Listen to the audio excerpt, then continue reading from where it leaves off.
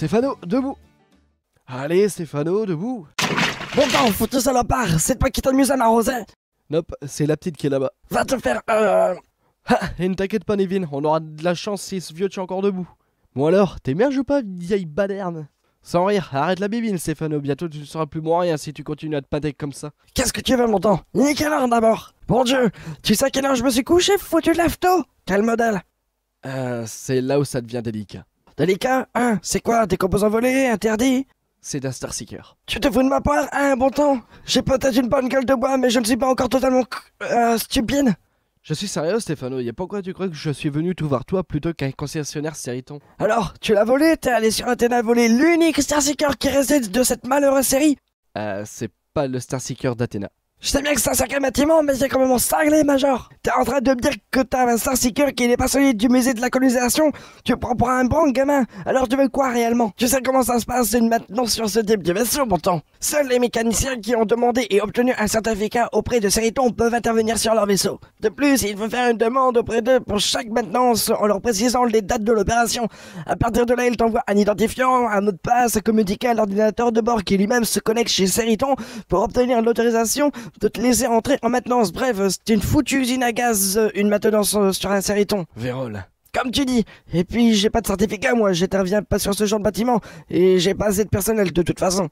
T'as du personnel, toi? Ouais, gamin, et hautement qualifié. T'as l'effectif complet devant toi. Ce genre de procédure est appliqué à la totalité de la maintenance, Stéphano? Qu'est-ce que t'entends par là, gamin? Ça concerne les procédures de l'ordinateur de bord uniquement ou ça inclut le changement de pièces physiques aussi? Ok, je vois où tu veux en venir. Tu peux remplacer des pièces sans difficulté. Le problème réside dans le fait que les composants actifs dans le fonctionnement général du vaisseau sont pilotés par l'ordinateur de bord.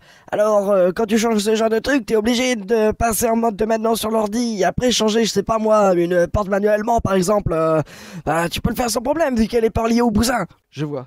Tu peux venir voir quand même? Pour sûr, tu penses, et grimper sur un Starseeker, c'est pas donné à tout le monde. Alors en route.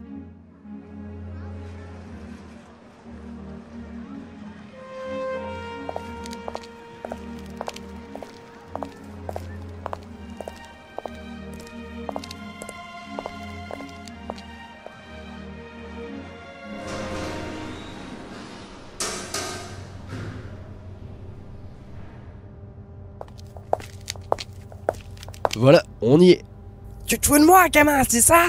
C'est ça ou t'es encore plus taré que je ne le pensais? Parce que là, t'es pas foutu de faire la différence entre un Starseeker et un Solar Tanker. Vic, tu m'entends? Bonjour, sergent. Bonjour, Vic. Vic, voudrais-tu monter ta vraie nature à ce vieux hibou pendant, disons, un quart de seconde s'il te plaît? Et toi, vieux grigou, sois attentif.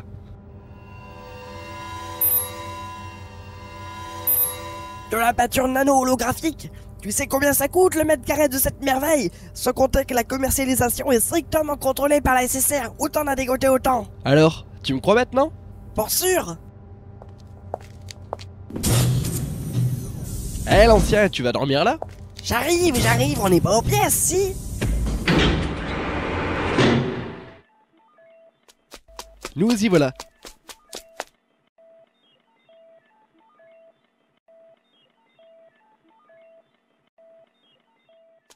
Vic, explique-moi les procédures de maintenance. Je suis désolé, sergent. Vous n'avez pas les autorisations nécessaires pour demander ce genre de demande. Tiens, il y avait longtemps. Nevin, s'il te plaît. Tu peux répondre à Silver, Vic, s'il te plaît? Énumération technique des procédures classées en fonction des zones de l'importance de l'opération de maintenance. Wow, attends, stop. Ce n'est pas ça que je veux savoir. Je veux que tu me dises si t'as besoin d'un certificat validé pour te mettre à jour. Vin, puis-je procéder? Vas-y, Vic. J'ai connaissance d'une procédure qui reprend sensiblement ce que vous évoquez, sergent. Cependant, elle est à jour invalidée. L'entrée en mode de maintenance est assujettie à un ordre direct de l'administrateur exclusif de ce bâtiment. Mais quoi? C'est tout? Affirmatif. Dis donc, gamin, et pourquoi il passe son temps à appeler sergent, le vieux bousin? Je t'expliquerai plus tard, Agnello. C'est pas le moment. Si Nevin te demande le mode de maintenance, tu serais capable de faire un check-up? Sans problème, gamin. Mais il y a un aspect de tout ça qu'on n'a pas encore évoqué. Le paiement, c'est ça, n'est-ce pas? Combien? Disons 10 000. 10 000 $? Mais t'es pas bien, mon vieux? Tu sais combien te demanderait un mécano en te demandant un certificat en plus? Bon, écoute, Agnello, je n'ai pas une telle somme et si je te donnais ma navette, tu pourrais la remettre en état à moindre frais et facilement la revendre pour quoi 20, 25 000 $, non? Elle m'a coûté 75 000 il y a 7 ans. C'est quoi le problème à ta chiotte? Le générateur principal est mort. Ok, mais c'est bien parce que c'est toi, et tu te débrouilles pour me l'amener, d'accord? Marché conclu. Non, mais comment tu vas faire pour travailler? Ne t'inquiète pas, petit bout, je me débrouillerai. Pourtant, en bon temps, j'ai une question qui me turlupine. D'après ce que j'ai pu voir, l'ordinateur n'obéit qu'à cette gamine, d'accord? Ça veut donc dire qu'elle en est la proprio. Puis, elle a quoi, 10, 12 ans? C'est un foutu vaisseau qui a disparu depuis plus de 40 ans. C'est quoi l'embrouille? Y a pas d'embrouille, Agnello, mais il faut absolument que tu fermes ta grande bouche à propos de tout ça, ok? C'est dingue, t'es pas fichu de faire les choses simplement, hein, bon temps? Agnello. Ok, motus et bouche cousue, foutu casse-pied. Fic, j'autorise monsieur Stefano à effectuer ta maintenance, d'accord? Ouais, ok. Vous savez, j'en ai au moins pour 48 heures à en faire le tour. Vous pouvez rester, mais vous allez vous ennuyer. On te laisse faire, nous on va faire un tour histoire de voir s'il y a pas des pièces de rechange qu'on peut trouver dans le vaisseau.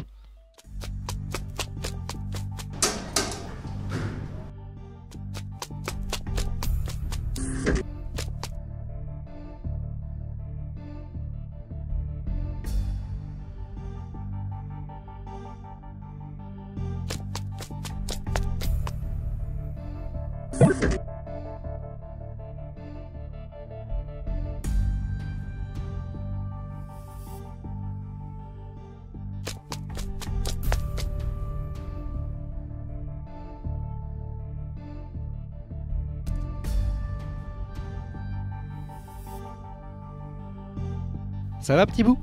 Oui, j'ai les jambes qui fatiguent un peu. Tu veux que je te porte? Non, il faut que je les fasse travailler si je veux retrouver des muscles. Hein? Oui, en effet, mais tu sais, ne force pas trop quand même, petite. Ça va aller, j'irai m'asseoir quand tout sera arrivé. Bon temps, ramène tes vestes ici, il faut que je te montre un truc.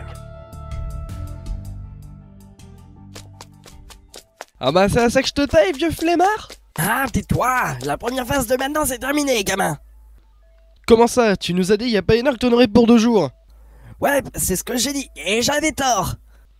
Tu peux pas faire et Vic t'en empêche, c'est ça?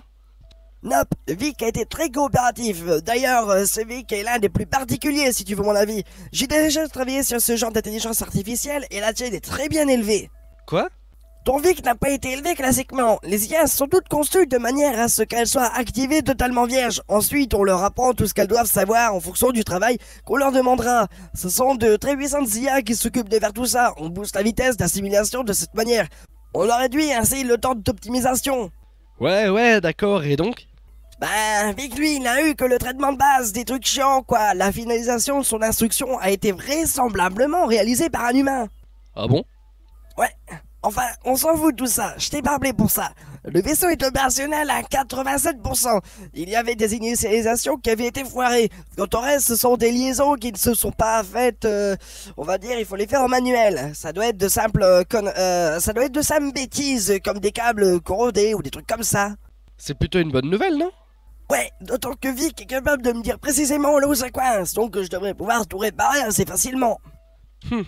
Et tu vas me prendre combien pour ça? Rien de plus de ce que je t'ai annoncé tout à l'heure, gamin. Je suis honnête. Puisque la maintenance ne m'a pris qu'1 heure, je te donne les 47 heures restantes annoncées pour réparer ces connexions. C'est gentil, monsieur Stefano. De rien, gamine. Et arrête le monsieur, appelle-moi Agnello, va. Il est particulier ce bâtiment, pourtant. Il y a toute une partie de la mémoire du Vic à laquelle il refuse de me laisser accéder. Je peux même pas dire ce qu'il cache, j'en ai aucune certitude. Rien qu'en groupant la taille globale de ses mémoires et le pourcentage utilisé de ses ressources, il y a au moins 50% qui manque. Et t'en déduis quoi? Pas grand chose de plus de ce que je viens de t'expliquer, gamin. C'est peut-être des fichiers, des données importantes pour celui qui les a mis là, ou des procédures obsolètes. Bref, ça peut être beaucoup de choses. Et t'as pas vu d'autres équipements suspects en te baladant avec ta copine? Suspect? Des trucs comme qui devraient pas être sur ce genre de bâtiment normalement, quoi. Comme la peinture nanolographique de la coque par exemple. 2 rampes à l'avant sur chaque arête supérieure de la structure, ça compte, et 2 tourelles laser à l'avant en plus. Non, ça c'est de série. Il a beau être un vaisseau transport, ils ont mis des armes défensives dessus. D'ailleurs, je me demande bien de quoi ils avaient peur il y a 40 ans quand ils ont conçu les Starseekers. Des aliens? Laisse-moi rire, on en a pas encore vu la queue. Tu parles quand on date, ils sont apparus beaucoup plus tard. Peut-être que ces données inaccessibles pilotent des équipements cachés.